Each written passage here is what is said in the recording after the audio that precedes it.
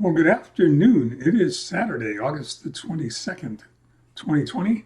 Journal 378, T plus 518, I hope. Close enough. I opened my email a couple of days ago to find an email from someone who was interested in the difference between loaded and unloaded wage calculations in order to figure out an accurate labor rate. So I'm assuming it's a shop owner because I can't imagine why anybody else would want that information. Although in some ways it's universal when you start looking at the calculation, especially for other service businesses. However, it was interesting because of the process that I went through in finding it, in finding the information he was looking for. At first, I wasn't sure what I was going to do or how I was going to do it. And then I realized that I've written extensively on that subject, and I've created a number of seminar sections on precisely that. And that I included it in one of the volumes of the 8 books that I wrote on shop management.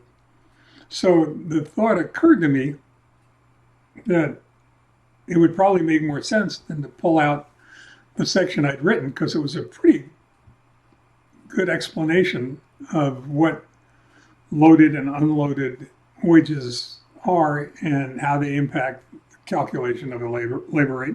And also, I remembered that I had created an Excel spreadsheet, really clever piece of work actually, that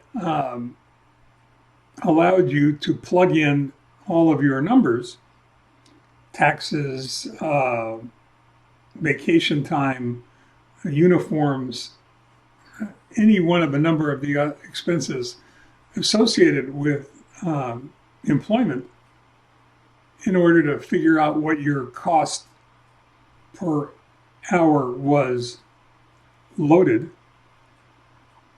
as opposed to the way most people calculate, and that's with having it unloaded. And I started to think about the number of things that I had actually done in the course of a lifetime in business where I didn't bother to follow my own advice. I didn't follow the dictates I was suggesting other people follow. Or more to the point, really, how long it took me to actually implement or execute a number of the things that I had been recommending for quite some time. Now, in all honesty, I had to wait for a lot of it until I was the one in the captain's chair.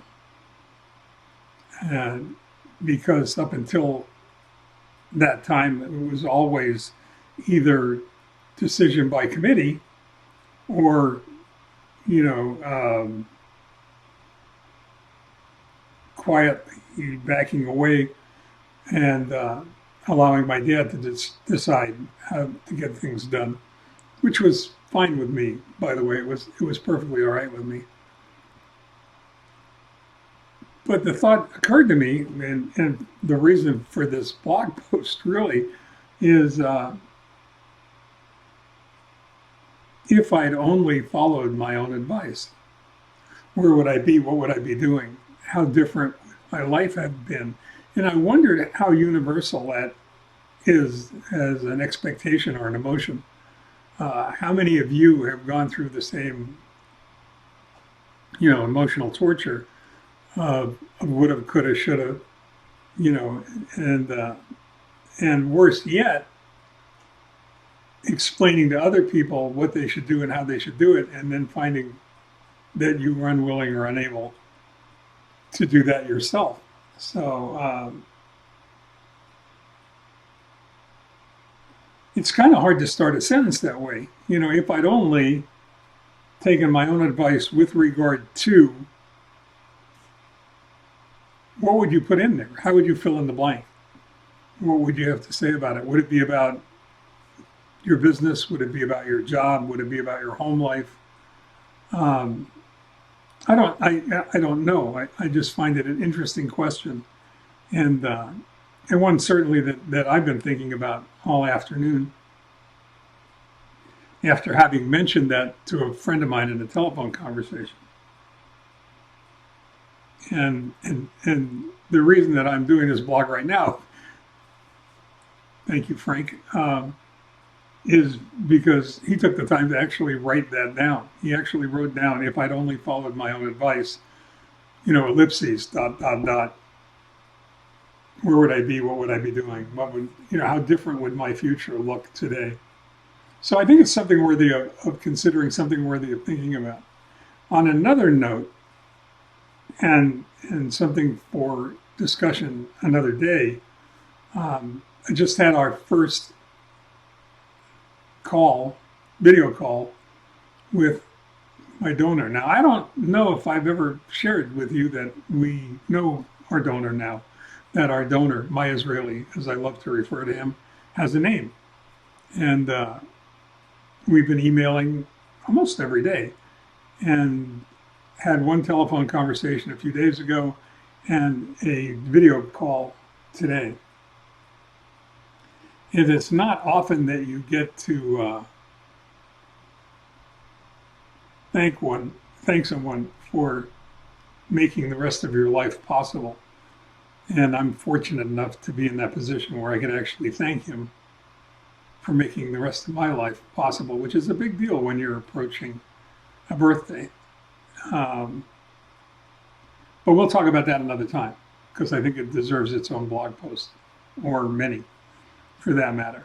In the meantime, stay well, stay safe, stay strong, stay focused, and stay home.